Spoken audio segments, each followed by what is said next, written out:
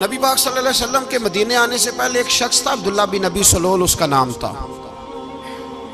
تو مدینے والے لوگ اس کو اپنا پیشوا مانتے تھے، اوس بھی خزرج بھی، اس کی تاج پوشی بھی کی، بڑی اس کی منتا تھی۔ جب حضور آ گئے تو اس کا کاروبار بند ہو گیا۔ اب لوگ یہ نہیں سمجھتے کہ میں غلط ہوں، لوگ کسی کے مفادات کو ٹھیس پہنچتی ہے تو مخالفت کرنے لگ جاتا ہے۔ اب اس کے حالات جب خراب ہوئے تو اس نے پتہ کیا کیا، جھوٹ موٹ کا کلمہ پڑھ لیا۔ سمجھ آ رہی ہے باتوں؟ جھوٹ موٹ کا، اور منافقوں کا ایک ٹولہ اس نے تیار کر لیا جس کا قرآن مجید نے سورہ منافقون میں ذکر کیا۔ ایک جنگ کا موقع تھا، نبی پاک صلی اللہ علیہ وسلم تشریف لے گئے تو عبداللہ بن ابی سلول بھی چلا گیا۔ حضرت عمر فاروق رضی اللہ تعالیٰ عنہ کے ایک غلام تھے، وہ پانی لینے کنویں پہ گئے۔ ادھر سے انصار میں سے، چونکہ حضرت عمر کے غلام مہاجر تھے، انصار میں سے ایک شخص پانی لینے پہلے سے آیا ہوا تھا۔ پانی بھرنے میں کوئی اختلاف ہو گیا، جھگڑا ہو گیا، مار کٹائی تک نوبت آ گئی۔ حضرت عمر کے غلام نے کچھ چیز مار دی، اس شخص کو زخمی ہو گیا۔ اس نے پکارا، عبداللہ بن ابی سلول نے سمجھا کہ موقع اچھا ہے، دوڑا ہوا آیا اور آ کر اس نے کہا، انصار مدینہ بھاگ کے آؤ، جلدی آؤ، اور بڑے غلط جملے استعمال کیے۔ کہنے لگا اگر ان لوگوں کو تم اپنا بچا کچا کھانے کو نہ دیتے مہاجروں کو تو آج یہ تمہارے سر پہ نہ بیٹھتے۔ معاذ اللہ، ایسی باتوں پہ کہا کریں، بولے یہ روزمرہ کی گفتگو میں عادت بنائیں، کوئی ایسی بات کرنی ہو تو معاذ اللہ استغفر اللہ کہہ کے کرنی چاہیے۔ اس نے کہا کہ معاذ اللہ اب ان کو بچا کچا نہ دیں تو یہ ہمارے سر پہ نہ بیٹھتے۔ شور کیا اس نے۔ ہمارے ہاں بھی سیانے بندے پنچایت کے لوگ وہ کہتے ہیں تو اس برادری کے بچے سے ہی مار کھا ہے، پتہ ہی نہیں چلا، جا اسے مار کے آ، سر پھاڑا، یہ کار پھوڑ دے اس کا سر، اور دیکھ میں دیکھ لوں گا بعد میں جو ہوگا۔ یہ عقل مند لوگوں کے مشورے نہیں، یہ جاہل لوگوں کے مشورے۔ ناراض نہ ہونا، پر یہ نبی پاک صلی اللہ علیہ وسلم نے فرمایا ہے، حضور کا فرمان ہے۔ یہ کن لوگوں کا کام ہے؟ بول کے بتائیں، بول کے۔ پڑھے لکھے سیانے بندے اس طرح کے مشورے یہ بالکل نہیں دیتے، جاہلوں کا کام۔ پکارا، مہاجر سارے اکٹھے ہو گئے، انصار سارے آ گئے، اور جب انصار آئے تو مہاجرین کو بھی پکارا، مہاجر بھی آ گئے۔ اب وہ گتھم گتھا ہونے لگے تو کسی نے جا کے محبوب پاک کے کان میں کہا، یا رسول اللہ وہاں تو مہاجر انصار لڑنے لگے۔ وہ پرانی لڑائیاں پھر سے جاگ گئی ہیں۔ نبی پاک تشریف لائے، حضور نے وہاں لفظ بیان کیے، فرمایا یہ تم نے کیا جاہلوں جیسا کام شروع کیا ہوا ہے؟ یہ کون سا کام ہے؟ اللہ کرے ہم سب اس کام سے باز آ جائے، آمین تو کہنا۔ اور تو اس برادری دے منڈے کوئی مار کھائیں؟ برادری کیا ہوتی ہے؟ برادری تو تعارف کے لیے، اونچ نیچ کہاں سے آ گئی؟ کہا میرے رسول پاک علیہ الصلوۃ والسلام نے فرمایا تم جاہلوں جیسے کام کر رہے ہو۔ صلح کرائی، بات رفع دفع کرائی، لوگ چلے گئے، معاملہ ٹھنڈا ہو گیا۔ لیکن عبداللہ بن سلول نے کہا کہ میں یہ موقع خالی نہیں جانے دوں گا۔ پھر گیا وہ اور جا کے انصار مدینہ سے کہنے لگا، ایک دفعہ جا لینے دو مدینے، تم نے میری بات نہیں نہ سنی تو جو وہاں بڑے سردار بیٹھے ہیں ان سے بات کروں گا، اور معاذ اللہ ثم معاذ اللہ ہم ان بے عزت لوگوں کو مدینے سے نکال دیں گے، وہاں صرف عزت والے رہیں گے۔ یہ غلط جملے اس نے ادا کیے جس کو قرآن پاک نے سورہ منافقون میں بیان فرمایا ہے۔ اس نے یہ بات کی۔ ایک صحابی تھے حضرت زید رضی اللہ تعالیٰ عنہ، وہ سن رہے تھے، آ کے عرض کی، یا رسول اللہ صلی اللہ علیہ وسلم عبداللہ بن ابی سلول تو اس طرح کہہ رہا ہے کہ مدینے جا کے عزت والے دوسروں کو نکال دیں گے، اور تم اگر اپنا بچہ انہیں نہ دیتے تو معاذ اللہ آج یہ ایسا نہ کرتے۔ حضرت عمر نے بھی سن لیا، حضرت عمر نے بات سن لی، تلوار نکالی اور دوڑے۔ حضور نے بازو پکڑا، فرمایا کدھر جا رہے ہو؟ کہا یا رسول اللہ اگر آج سزا نہ دی تو کل اور بات بھی کرے گا، اور اگر آج ایک قتل ہو گیا تو باقی سیانے بن جائیں گے۔ یا رسول اللہ مجھے چھوڑے، میں ماروں گا۔ حضور نے فرمایا عمر چپ کر، وہ جھوٹ موٹ کا کلمہ پڑھتا ہے، لوگ کہیں گے کہ محمد ابن عبداللہ نے اپنے ساتھی مارنے شروع کر دیے۔ چپ کر، حوصلہ کر، صبر کر، دلیری کر۔ حضرت عمر کہتے ہیں میری حضور کے کہنے پر میں ٹھہر تو گیا، پر وہ میرے اندر جو آگ لگی ہوئی تھی ٹھنڈی نہیں ہو رہی۔ کہتے ہیں میں چپ تو کر گیا۔ نبی پاک علیہ السلام نے پوچھا عبداللہ بن نبی سلول سے، تو نے یہ کہا ہے؟ کہنے لگا حاشا وکلا، میں نے بات ہی نہیں کی نا۔ اب لوگ کہنے لگے کہ زید تو نوجوان ہے، تو یہ بوڑھا آدمی ہے، چلو صحیح کہتا ہوگا۔ حضور بھی خاموش ہو گئے۔ اللہ پاک نے قرآن مجید نازل فرما دیا، فرمایا اللہ نے سن لی ان کی بات جنہوں نے یہ کہا ہے، اور پھر لفظ بڑے حسین ہے، فرمایا یہ کہتے ہم عزت والے ہیں؟ نہیں، وَلِلَّهِ الْعِزَّةُ وَلِرَسُولِهِ وَلِلْمُؤْمِنِينَ، فرمایا عزت تو اللہ کے پاس ہے، اللہ کے رسول کے پاس ہے، اور عزت تو مومنوں کے پاس ہے، مومنین کے پاس عزت ہے۔ یہ قرآن پاک نے سارا مضمون بیان کر دیا کہ عبداللہ بن نبی سلول غلط کہتا ہے اور حضرت زید صحیح کہتے ہیں۔ حضور نے کچھ نہیں فرمایا، جا رہا ہے قافلہ۔ جب مدینے کی سرحد آ گئی نا، حدود مدینہ منورہ کی شروع ہوئی، تو عبداللہ کا اپنا بیٹا، اس کا نام بھی عبداللہ بن عبداللہ تھا، اپنا بیٹا اس کا بڑا مخلص جانثار غلام تھا میرے رسول پاک صلی اللہ علیہ وسلم کا، وہ تلوار لے کے مدینے کی حد پہ کھڑا ہو گیا اور کہنے لگا میرے باپ، تو نے اتنی بے ایمانی کے لفظ کہے کہ میں ان کو نکال دوں گا؟ کہے اپنی زبان سے کہ میں ذلت والا ہوں، رسول پاک کو اللہ نے بڑی عزت عطا فرمائی، کہے ورنہ میں تیری گردن کاٹ دوں گا۔ بول، کہے حضور بھی عزت والے اور نبی پاک کے غلام بھی عزت، کہے اپنی زبان سے، کہے میرے رب کا یہ فرمان ہے وَرَفَعْنَا لَكَ ذِكْرَكَ، حبیب میں خود تیرے لیے تیری شانوں کو بلند فرما دوں گا۔ تو کہا تو دشمن ہو کے کہنے لگا میرے بیٹے مجھے معاف کر دے، مصطفیٰ تو بڑی عزتوں والے ہیں، ان کے غلام شانوں والے۔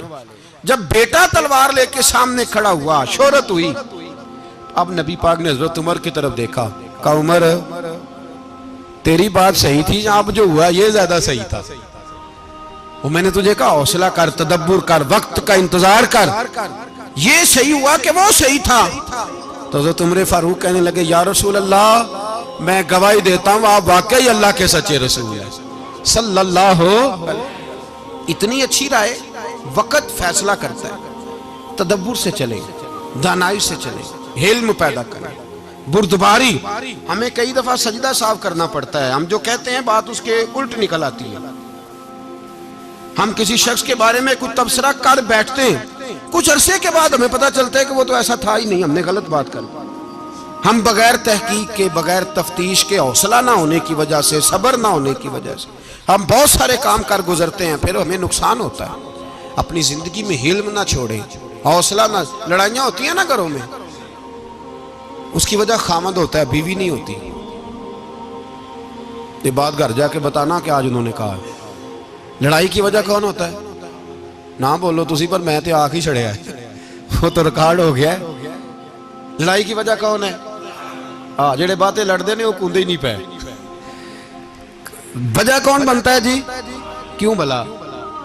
اس لیے کہ نبی پاک صلی اللہ علیہ وسلم نے فرمایا عورت کی اگل آدھی ہے تو تیری تو پوری ہے نا، تو اس کا مطلب ہے لڑائی اگر بچ سکتی تھی تو مرد کی وجہ سے بچ سکتی تھی، گھر میں امن ہو سکتا تھا۔ کہتے ہیں جی یہ بڑی بیوقوف ہے، میری سنتی نہیں۔ تو میں نے کہا جو اس سے بحث کر رہا ہے وہ سیانا ہے؟ بولیں، جو بحث کر رہا ہے وہ عقل مند ہے؟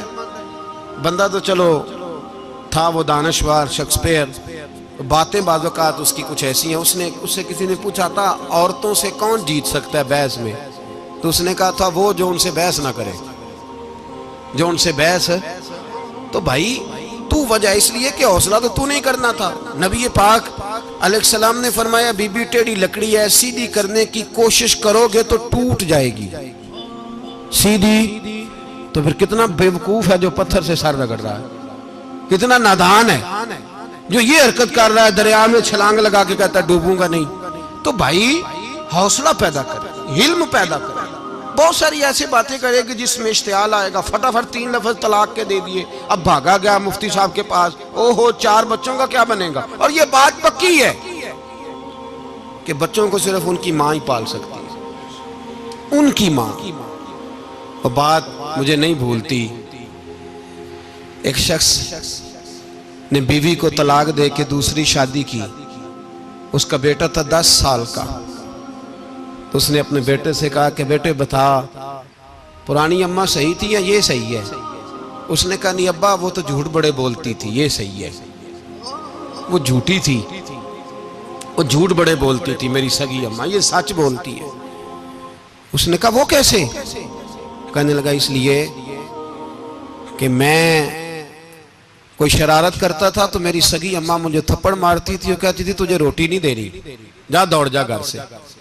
تو میں دوڑ جاتا تھا تو جھوٹ بولتی تھی نہیں دینی، پھر آدھے گھنٹے کے بعد مجھے ڈھونڈنے لگ جاتی تھی، ڈھونڈ کے لاتی تھی، پھر میری منت کرتی تھی، پھر مجھے کہتی تھی نہ مجھے ستایا کر، پھر میرا ماتھا چومتی تھی، پھر میری مرضی کا کھانا بنا کے دیتی تھی، پھر میرے منہ میں لقمے ڈالتی تھی. جھوٹی تھی، پہلے کہتی ہے نہیں دینی پھر پیچھے بھاگتی ہے. یہ سچی ہے، میں شرارت کرتا ہوں تو تھپڑ مار کے نکالتی ہے، پھر میں منتیں کرتا ہوں پر روٹی نہیں دیتی، پیر پکڑتا ہوں نہیں دیتی. سچ بولتی ہے، اپنی بات پہ ڈٹ جاتی.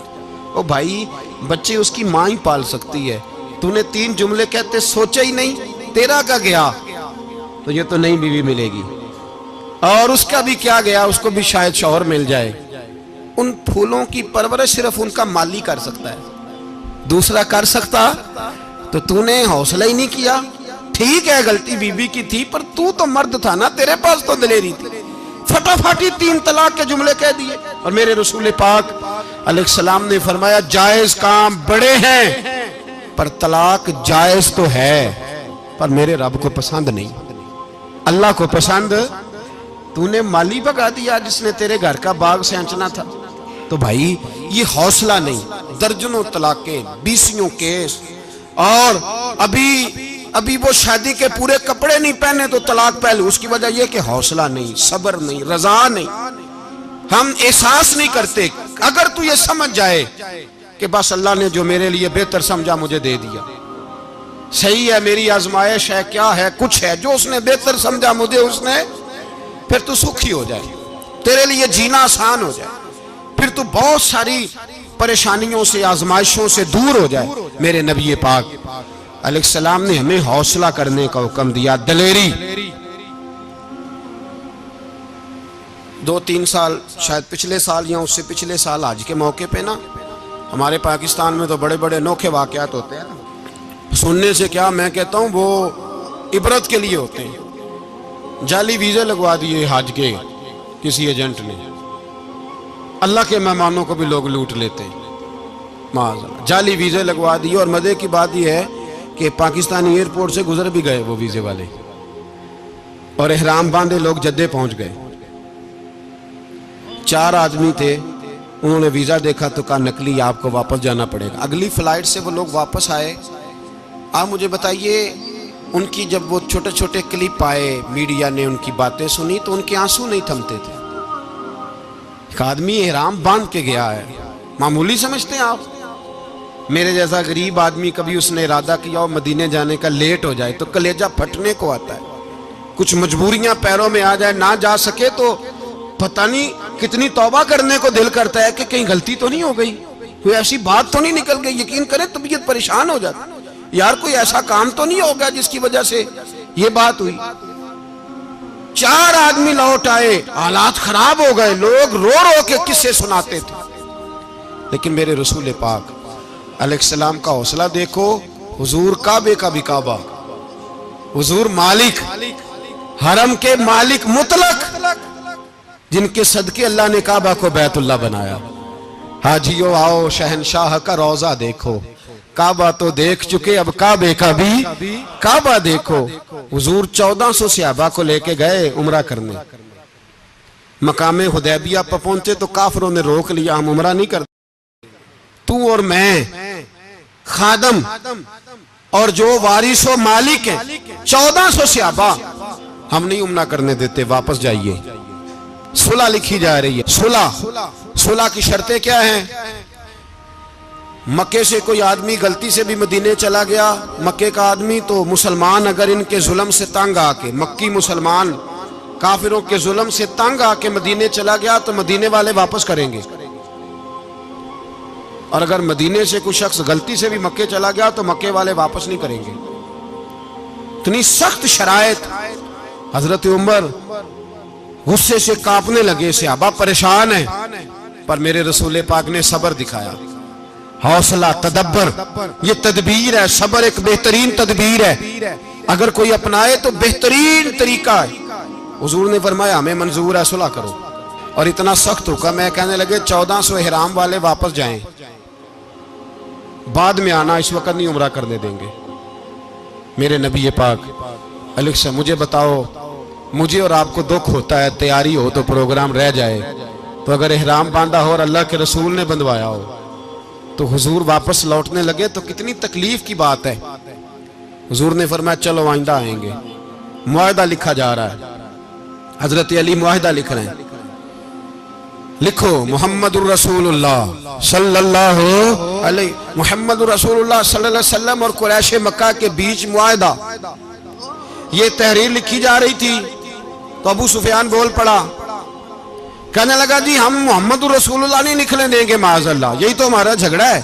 اگر آپ کو رسول اللہ مان لیا تو پیچھے رہ کیا گیا, محمد ابن عبداللہ لکھیں. حضور نے حضرت علی سے فرمایا رسول اللہ کاٹ کے محمد ابن عبداللہ لکھو. حضرت علی لکھ رہے تھے, محمد رسول اللہ لکھا تھا, فرمایا رسول اللہ کاٹ کے محمد ابن عبداللہ لکھو. تو حضرت علی کہنے لگے حضور مجھے یہ لفظ کاٹنا نہیں آتا, حضور مجھے یہ لفظ کاٹنا. کسی صحابی نے اعتراض نہیں کیا کہ لکھنا آتا تھا, کہا مجھے کاٹنا. حضور نے دوبارہ کہا علی کاٹ دو. کہا یا رسول اللہ مجھے یہ لفظ کاٹنا نہیں آتا. میرے حبیب نے تیسری دفعہ کہا علی کاٹو. تو شیر خدا نے قلم چھوڑا, ہاتھ باندھے اور کھڑے ہو کہنے لگے محبوبہ مجھے تیرے قصیدے لکھنے آتے ہیں, کاٹنے کوئی نہیں آتے, میں مجبور ہوں, مجھ سے نہیں ہوتا. کوشش کرتا ہوں, نہ قلم اٹھتا ہے نہ ہاتھ چلتا ہے. میرے حبیب پاک نے قلم پکڑا اور لفظ رسول اللہ خود کاٹ کے محمد ابن عبداللہ کرایا. بھائی وقت گزر گیا, صلح ہو گئی. یہ تدبر, یہ حوصلہ, یہ تدبیر میرے نبی نے فرمائی. اب تو 1400 کو مکے نے نہ داخل ہونے دیا, لیکن ایک سال ہی گزرا, تھوڑا ہی وقت گزرا, میرے رسول پاک 10,000 کو لے کے مکے میں داخل ہو گئے. 10,000. اس نے فائدہ دیا. حکمت کیا تھی, تدبر کیا تھا. قریش روز لڑائی کرنے آ جاتے تھے, تبلیغ ہی نہیں کرنے دیتے تھے. ان سے صلح ہو گئی تو نبی پاک نے کیسر کو خط لکھا, کیسر روم کو, ہرکل کو. دور دراز تبلیغ پھیل گئی, مسلمان 100,000 سے زیادہ ہو گئے. ان کی طرف سے اب وہ لڑائی بند ہو گئی. میرے حبیب پاک علیہ السلام کے حوصلے نے کمال دکھایا, اس تدبیر نے فائدہ دیا امت مسلمہ کو. 10,000 کا لشکر لے کے حضور کعبے میں داخل ہوئے.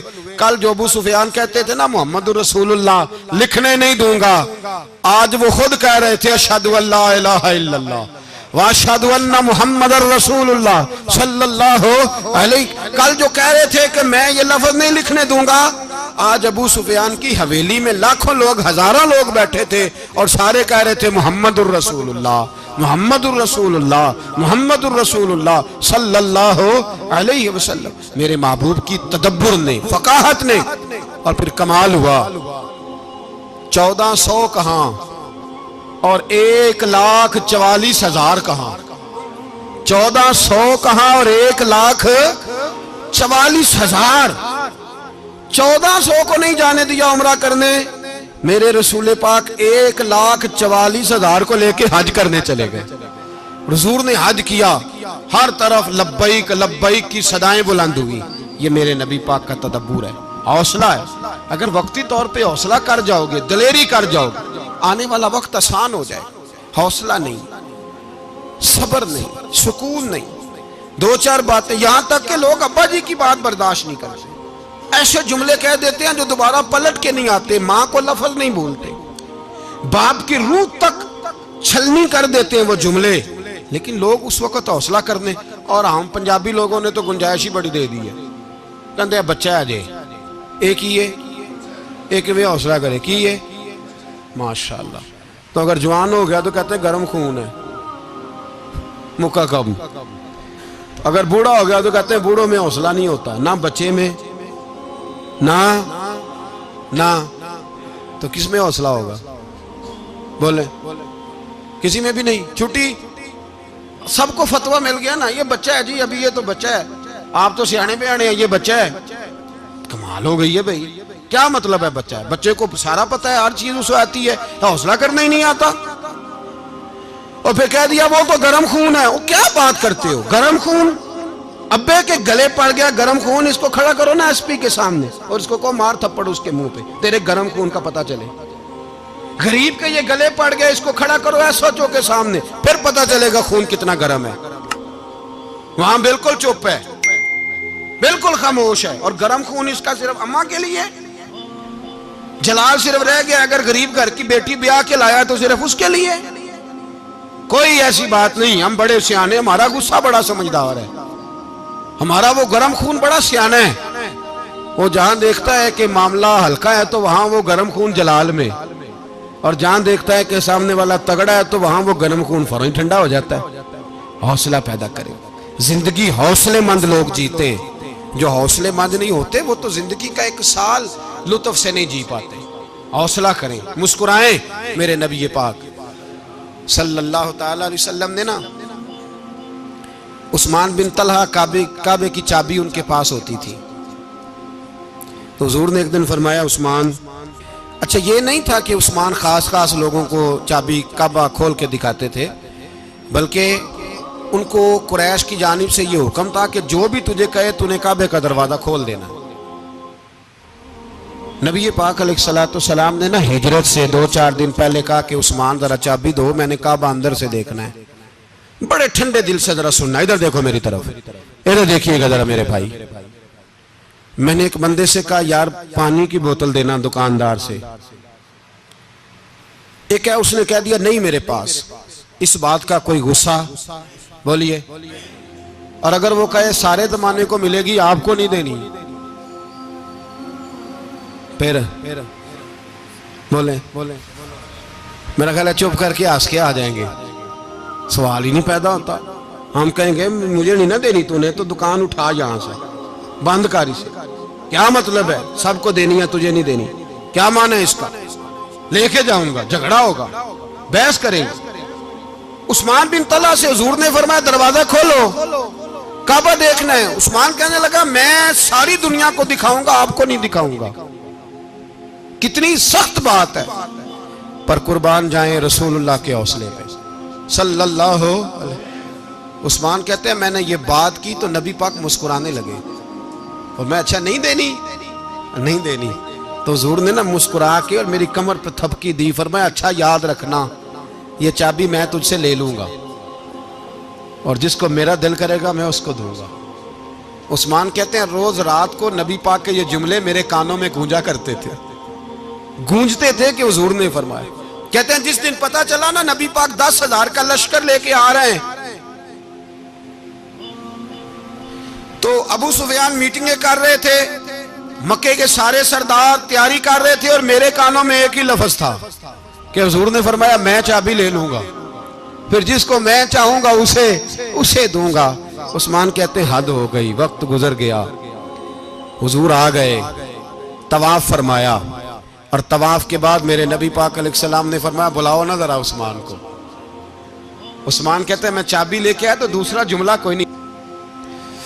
ساڑھے نا کوئی بندہ مشورہ دے وہ دی نہ منیے, تے جے کام مونجو ہو جائے نا, جن جو نے مشورہ دیتا سی تے وہ نال ہی غوث پاک بن جاندہ ہے. تینوں آکھیا سی نا, فوراً ہی داتا علی اجویری ہو جاندہ ہے.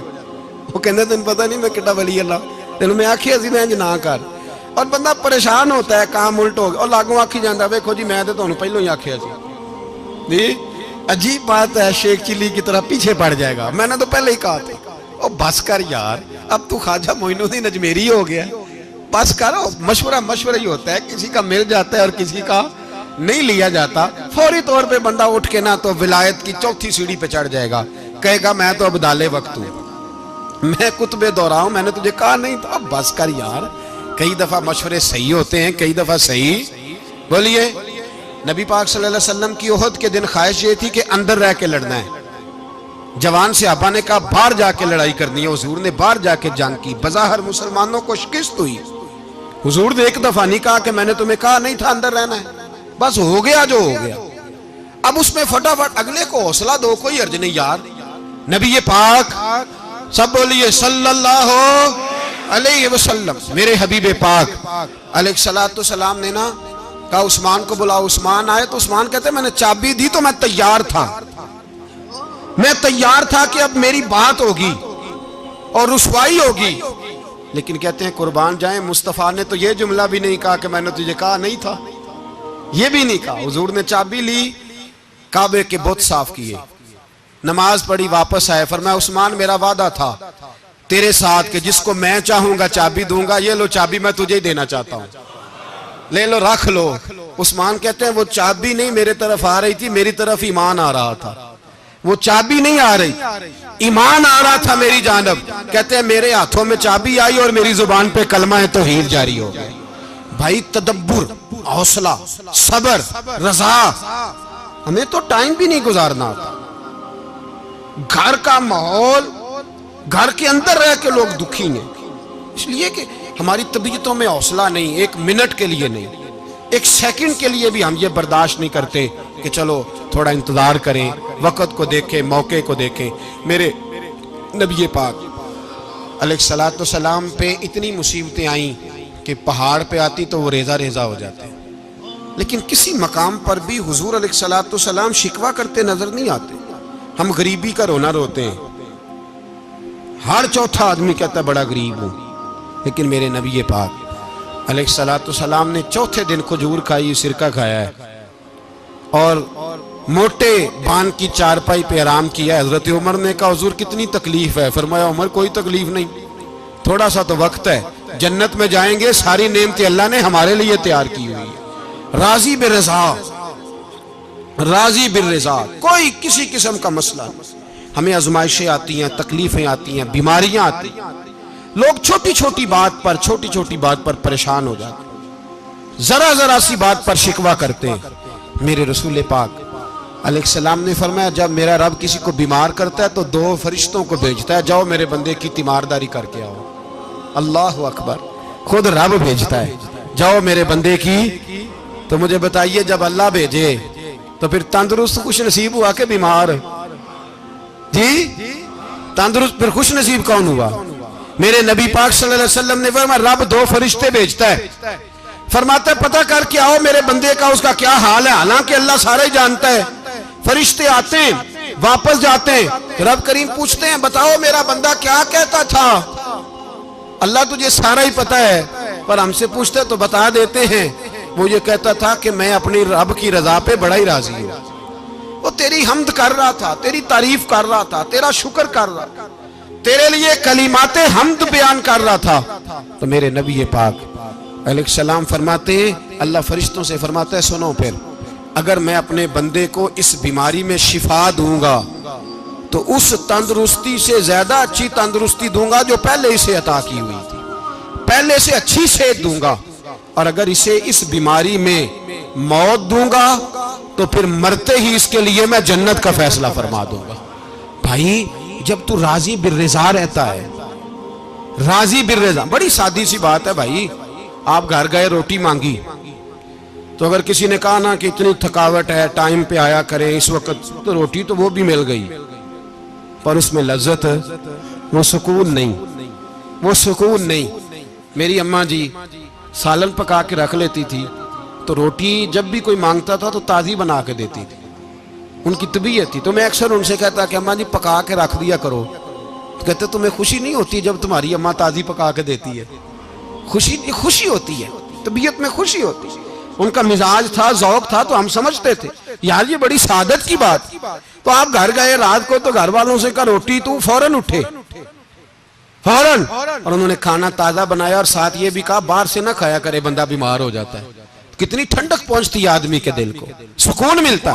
تو بھائی بیماری تو آپ نے کاٹ لی لیکن ساتھ کہو ہو بڑا بیمار ہوں، میں نے تو اتنے گناہ بھی نہیں کیے، ظلم بھی نہیں کیا، کسی کو کچھ بھی. اب بیماری تب بھی کٹ گئی پر بڑی آزمائش، مریض ڈاکٹر کے گلے پڑ رہا ہے، اس کے لواحقین جھگڑے کر رہے ہیں، بیماری وہ بھی کٹ گئی. اور ایک بیمار وہ ہے جو چارپائی پہ لیٹا ہے اور کہتا ہے جس طرح میرا اللہ راضی اسی طرح میں بھی راضی. تو بیماری اس کی بھی کٹ گئی. حضرت یونس علی نبینا علیہ السلام نے ایک دن حضرت جبریل امین ملنے آئے تو جناب یونس علیہ السلام کہنے لگے اے جبریل اللہ کے نیک بندوں میں جو اللہ کو اس وقت سب سے زیادہ پسند ہے نبیوں کے بعد، توجہ کرنا بات پر، جو سب سے زیادہ اللہ کو پسند ہے نبیوں کے بعد ولیوں میں، اور سب سے زیادہ اللہ جس کو اللہ کی بارگاہ میں عبادت گزار لکھا جاتا ہے، میری اس بندے سے ملاقات کرا۔ تو حضرت جبریل نے جناب یونس علیہ السلام کو ساتھ لیا تو ایک شخص کے پاس پہنچے جو آنکھوں سے اندھا تھا، دونوں ہاتھ اس کے سلامت نہیں تھے اور پورے جسم میں پیپ جاری تھی، ریشہ تھا۔ جب جا کے السلام علیکم کہا نا حضرت یونس نے، اس نے وعلیکم السلام کے بعد پہلا لفظ پتہ کیا کہا؟ اس نے کہا یا اللہ تیرا شکر ہے، یا اللہ تیرا، آپ بھی ادا کریں اللہ کا شکر، یا اللہ تیرا، اللہ تیرا شکر ہے۔ تو حضرت یونس علیہ السلام کہنے لگے تو شروع سے اس طرح کا ہے، نابینا بھی اور ہاتھوں سے معذور بھی اور سارا جسم شروع سے؟ تو بڑے ہی خوبصورت لفظ اس بیمار نے کہے، کہنے لگے نہیں حضور میں بالکل ٹھیک ٹھاک تھا، جب تک میرے رب نے چاہا کہ یہ دنیا کو دیکھے تو تب تک اس نے مجھے آنکھیں دیں، اور جب اس نے چاہا کہ اب اس کا دیکھنا بہتر نہیں تو اس نے واپس لے لی۔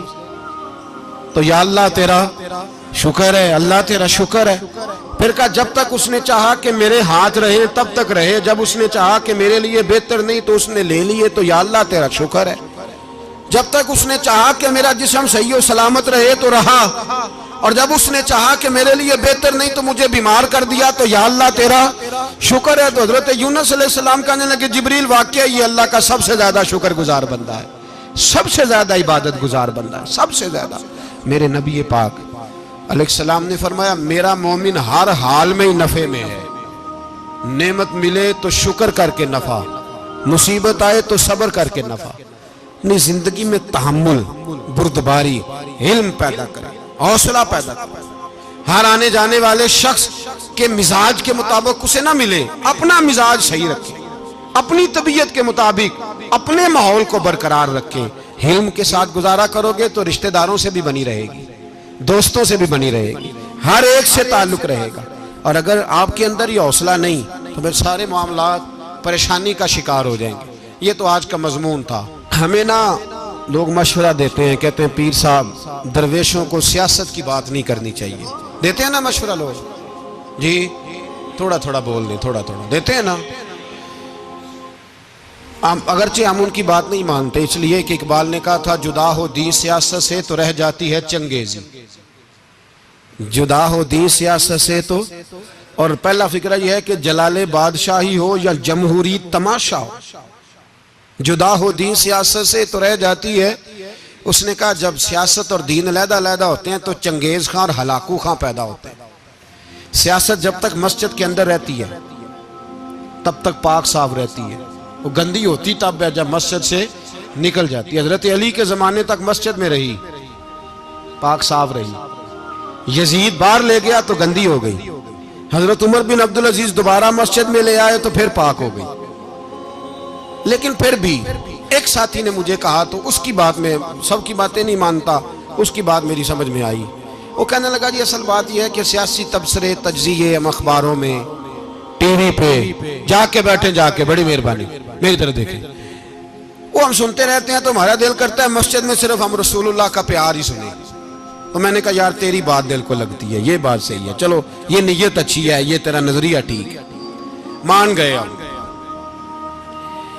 میں چلا گیا دکاندار کے پاس اور میں نے اس کو جا کے کہا کہ گاڑی کا انجن کھولو، اس طرح کرو اس طرح۔ اس نے کہا مولانا آپ جا کے نا گھر تو فقہ کی کتاب کھولیں، اس لیے کہ گاڑی کے انجن کے بارے میں آپ کو معلومات، یہاں اگر آپ نے یہ کام کرنا ہے تو اس کو پڑھیں، کسی استاد کے پاس ورکشاپ پہ آئیں، آپ کے ہاتھوں کو، منہ کو، چہرے کو مٹی لگے، دھواں لگے، گریس لگے، پھر آپ کو پتہ چلے گا انجن کیسے کھلتا ہے۔ صحیح کہہ رہا ہوں؟ نہیں صحیح کہہ رہا؟ دعا گلہ تو یہاں کر چھڑی جائے، صحیح کہہ رہا ہوں جی؟ اگر مولوی کو اجازت نہیں سیاست کی بات کرنے کی، اور مولوی کو اجازت نہیں کہ انجن کی بات کرے، تو سیاستدان کو اجازت ہے دین کی بات کرنے کی؟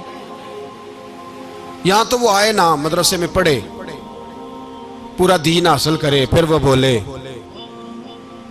تو پھر تو ٹھیک ہو گیا، لیکن جب اسے سورۃ اخلاص بھی سیدھی نہیں آتی تو فتوے دینے کی اس کو ضرورت ہے کوئی؟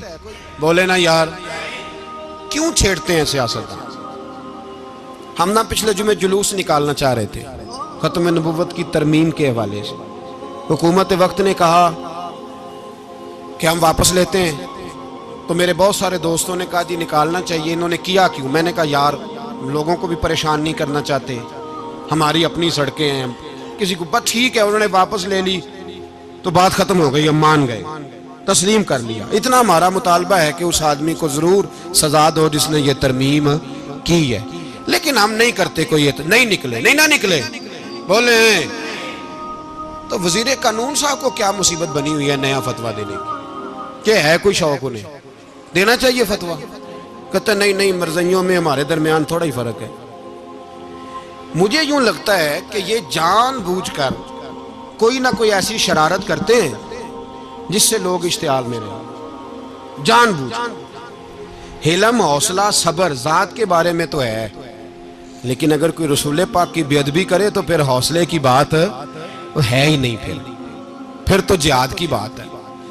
اور میں دیانتداری سے مسجد میں باوضو بیٹھ کر جمعے کے دن مشورہ دیتا ہوں حکومت کو اور وزیر قانون کو مشورہ دیتا ہوں کہ نہ فرعون کی حکومت ساری زندگی رہی، نہ نمرود رہا، نہ جاج بن یوسف رہا، نہ یزید رہا، اور یار درباری بن کے حکمرانوں کی چاپلوسی کرتے کرتے تم یہاں تک آ گئے ہو کہ اب نبی پاک کی عزت کو ہاتھ ڈالنا شروع کر دیا ہے۔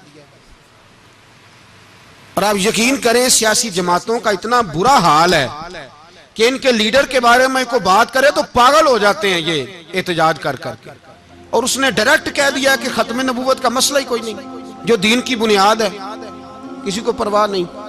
مجھے تو ان لوگوں کی فکر ہو رہی ہے جن لوگوں نے انہیں ووٹ دیے ہیں، وہ اللہ کو کیا جواب دیں گے؟ اور یہ اللہ ماشاءاللہ ساری سیاسی جماعتیں اس طرح کی۔ اور میرا وزیر قانون صاحب کو بھی مشورہ ہے کہ زندگی بڑی تھوڑی ہے، بڑی تھوڑی، اللہ سب کو معاف کرتا ہے، اپنے رسول کے غداروں کو معاف نہیں کرتا۔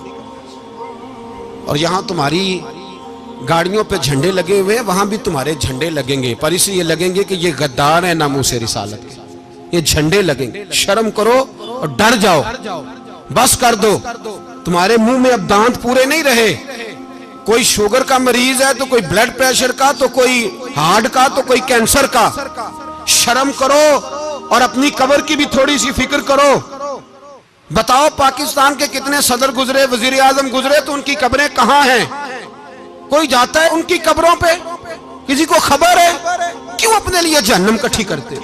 سارا کچھ دنیا داری رہ گئی ہے، سارا کچھ صرف یہی رہ گیا۔ حضرت ابو بکر سردار تھے، حضرت عمر سردار تھے قبیلے، حضرت عثمان سردار تھے، انہوں نے سرداریوں کو ٹھوکر مار کے رسول اللہ کے قدموں میں بیٹھنا پسند کی، سرداریاں چھوڑ کے غلام بن گئے۔ تم سرداریاں بچانے کے لیے رسول اللہ کی غداری کرتے ہو، شرم نہیں آتی؟ اور قوم شکوہ ہے مجھے ان لوگوں سے جو مولوی تو کہہ دیتے ہیں تو سیاست نکار، اور کسی سیاستدان کو منع نہیں کرتے کہ جب تجھے سورت فاتحہ بھی نہیں آتی تو تجھے کس نے اجازت دیا اتنی بڑی بات؟ اور میں نے پچھلے سے پچھلے جمعے بھی کہا تھا، پھر کہتا ہوں اور آن دی ریکارڈ کہتا ہوں، مرزائی کل بھی کافر تھے، آج بھی کافر، اور قیامت تک، اور جو ان کے کفر میں شک کرے وہ بھی، اور پکا بے ایمان ہے، کافر ہے۔ وہ وزیر قانون ہو یا صوبائی ہو یا وفاقی ہو، من شک فی کفر ہی فقط کفر، جو مرزائی کے کفر میں شک کرے وہ بھی کافر ہے۔ ہمارے رسول آخری رسول ہے، ہم کسی کو یہ اجازت نہیں دیں گے کہ وہ ختم نبوت میں رکھڑا ڈالنے کی کوشش کرے، ہم کسی کو یہ اجازت ہے۔ اور تم نے قوم کو لوٹا، لوٹتے رہو، اب ایمان پہ ڈاکے تو نہ ڈالو۔ تمہیں دولت لوٹ کے پیٹ نہیں بھرا، اب ایمان لوٹنا شروع کر لیا ہے۔ تمہارا فیکٹریاں لوٹ کر، قومی خزانہ لوٹ کر پیٹ نہیں بھرا، بھائی مانو اب دین بیچ کر اپنی حکومتیں پکی کرو گے۔ اور وہ لوگ بھی تیار ہو جائیں جو ان بے ایمانوں کو منتخب کرتے ہیں، ان سے بھی سوال کرے گا ختم نبوت کا موضوع قیامت کے دن کہ تم بتاؤ، ان کو سپورٹ کرتے تھے جو رسول اللہ صلی اللہ علیہ وسلم کے بعد بھی کسی نبی کو نبی ماننا درست جانتے تھے؟ شرم آنی چاہیے، خیال ہونا چاہیے۔ اور میں نے کہا کہ ہمارا دل نہیں چاہتا، آپ یقین کریں، ہمیں شوق ہے جلوس نکالنے کا، تمہارے خلاف باتیں کرنے کا۔ تم نے روز تھرمامیٹر نکالا ہوتا ہے، چیک کرتے ہو کہ ایمان کتنا ہے کتنا نہیں ہے۔ یہ پاکستان اگر صوبہ سندھ ہے تو وہ حضرت عبداللہ شاہ غازی کا ہے، اگر بلوچستان ہے تو حضرت بابا عبد الرحمان کا ہے، اور اگر پشاور ہے تو وہ صوفیاء کا ہے، اور اگر یہ دھرتی پنجاب ہے تو یہ داتا علی اجویری کی ہے، یہ بابا فرید الدین کی ہے۔ اس میں کسی غدار کو قبضہ کرنے کی اجازت بالکل نہیں ملے گی، اور ہم وہ لوگ بھی نہیں جو چپ کر کے اندر سوتے رہیں، قوم جو کرتی ہے کرتی رہے، ہمیں پرواہ نہیں، نہ ایسی کوئی بات نہیں۔ کوئی بندہ نہ سمجھے کہ انہیں ہوش نہیں، انہیں پتہ نہیں، ہمیں سارا کچھ ہی آتا ہے۔ پھر اگر کل کو کوئی ممتاز قادری پیدا ہو گیا تو شکوہ نہ کرنا، کل کو کوئی پھر سے عامر چیمہ نکل آیا تو شکایت نہ کرنا، یاد رکھنا۔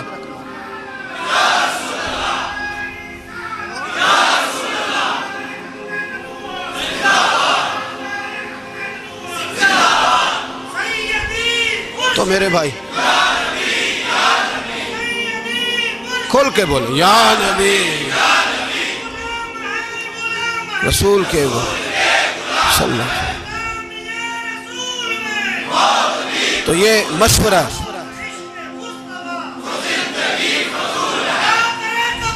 جزاک اللہ، تو یہ تمہیں مشورہ ہے۔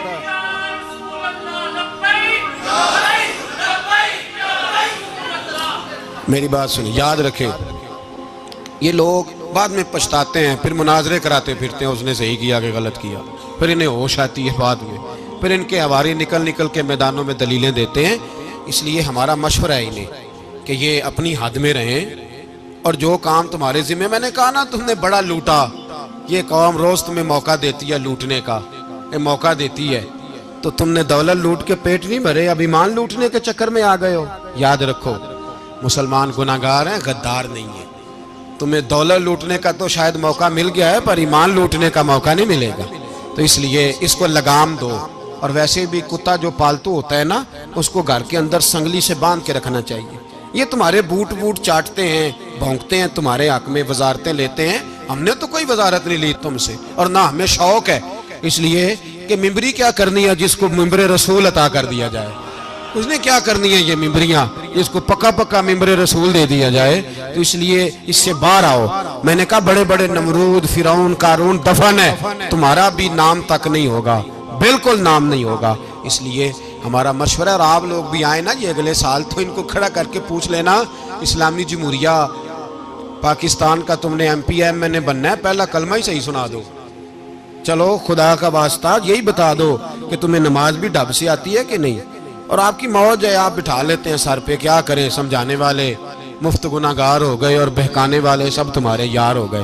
اس لیے یہ چھیڑتے ہیں جان بوجھ کے، اور پھر جب کوئی ممتاز قادری علیہ رحمہ پیدا ہوتے ہیں پھر انہیں دشواری ہوتی ہے، پھر ان کا جینا مشکل ہو جاتا ہے، یہ موقع دیتے ہیں، پتہ نہیں کس کے ایجنڈے پہ عمل کر رہے ہیں۔ میرا سوال یہ ہے، میں نے پچھلے جمعے پھر میرا سوال ہے کہ میں پوچھتا ہوں اس آدمی کو ضرورت کیا ہے ختم نبوت پر بات کرنے، جب امت مسلمہ کے متفق کا فیصلہ ہے کہ مرزائی کافر، اسمبلی نے بل پاس کر دیا کہ مرزائی ان کو اقلیت قرار دے دیا، اور جب سے وہ اقلیت بنے نہ ہم نے ان کی عبادت گاہ جلائی، نہ ہم نے ان کو قبروں سے نکالا، نہ ہم نے، بس ٹھیک ہے جیسے عیسائی رہتے ہیں، یہودی سے کس ملک میں رہتے ہیں وہ بھی رہیں، اقلیت بن کے رہے، کوئی اعتراض، پر تم انہیں کھینچ کھونچ کے کیوں قریب کرتے ہو؟ تمہارا کیا جرانہ ہے ان کے ساتھ؟ بتاؤ تو صحیح۔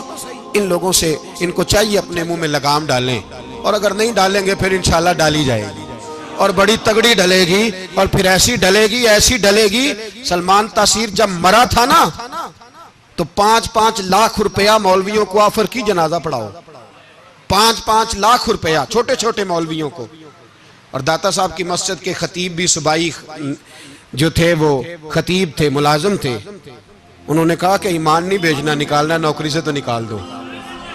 اور بادشاہی مسجد کا مولوی جس کا پتہ ہی نہیں چلتا کبھی کدھر چلا جاتا ہے کبھی کدھر، یہاں تو وہ بھی کھڑا ہو گیا، اس نے کہا نا ایمان نہیں بیچنا۔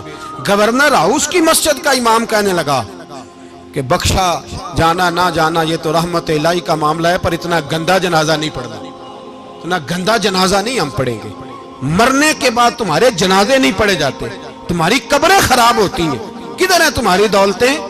اور وہ مولوی آج تک پتہ ہی نہیں کدھر گیا جس نے اس غلیظ کا گندا جنازہ پڑھایا. تو بھائی اپنی قبر حشر کو جب جہاں تمہارے جنازے نہیں پڑھے جا رہے تو وہاں تمہارا کیا حال ہوگا. اس لیے ان لوگوں کو چاہیے کہ اپنی زندگی اس طرح گزاریں کہ کچھ نہ کچھ منہ لے کے سرور کائنات کے پاس چلے جائیں، ورنہ ایسا نہ ہو کہ یہاں بھی پھٹکار اور وہاں بھی پھٹکار. اس لیے ہمارا مطالبہ ہے حکومت سے کہ شرم کرو اور ایسے بھائی مانوں کو، کالے ناگ جو تم نے بھرتی کی ہوئے ان کو نکالو، اور اگر تعریفیں کروانی ہو، تلوے چٹوانے ہو تو اندر کمروں میں ان سے چٹوا لیا کرو. ان سے کہو کہ یہاں ہماری نوکری کرو، باہر نکل کے رسول اللہ صلی اللہ علیہ وسلم کے دین کے بارے میں گفتگو نہ کرو. اس لیے کہ اللہ تبارک و تعالیٰ نے اس دین کے اندر بڑا حسن اور بڑا جذبہ رکھا ہوا ہے، بڑا وقار ہے. ہمارا مطالبہ ہے حکومت سے کہ ختم نبوت کے مسئلے پر کوئی سیاستدان گفتگو نہ کرے. آپ تائید کرتے ہیں اس بات کی؟ اس پر کوئی سیاستدان کوئی گفتگو. ہمارے پاس بڑے تماشے ہیں سیاست کرنے کو، باقی تماشوں پہ سیاست کرو. یہ رسول اللہ کی ناموس کا معاملہ ہے، یہ چھیڑنے کی تمہیں اجازت. مجھے سمجھ نہیں آتی یار، جب بات ختم ہو گئی، اسمبلی نے بل واپس لے لیا، تو صوبائی وزیر قانون کو آخر تکلیف کیا ہے؟ آپ کے پاس جواب ہے کوئی اس بات کا؟ یہ بات ختم ہو گئی، ہم نے جلوس نہیں نکالا، چھوڑ دیا، خاموش ہو گئے. علماء نے میٹنگیں بلائی تھی، کینسل کر دی، ٹھیک ہے جی بات. اب دوبارہ سے کیوں چھیڑتے ہو؟ پھر کہتے ہیں احتجاج ہوتا ہے، شور ہوتا ہے. تم خود ایسی حرکتیں کرتے ہو جس سے افراتفری پیدا ہوتی ہے. یہ ملک رسول اللہ کے نام پہ بنا ہے، اور قیامت تک یہاں وہی ہوگا جو میرے رسول پاک صلی اللہ علیہ وسلم کی رضا ہوگی، اور نبی پاک کے قانون کے خلاف کوئی قانون یہاں چل سکتا؟ اللہ ہمیں سمجھنے کی توفیق عطا فرمائے.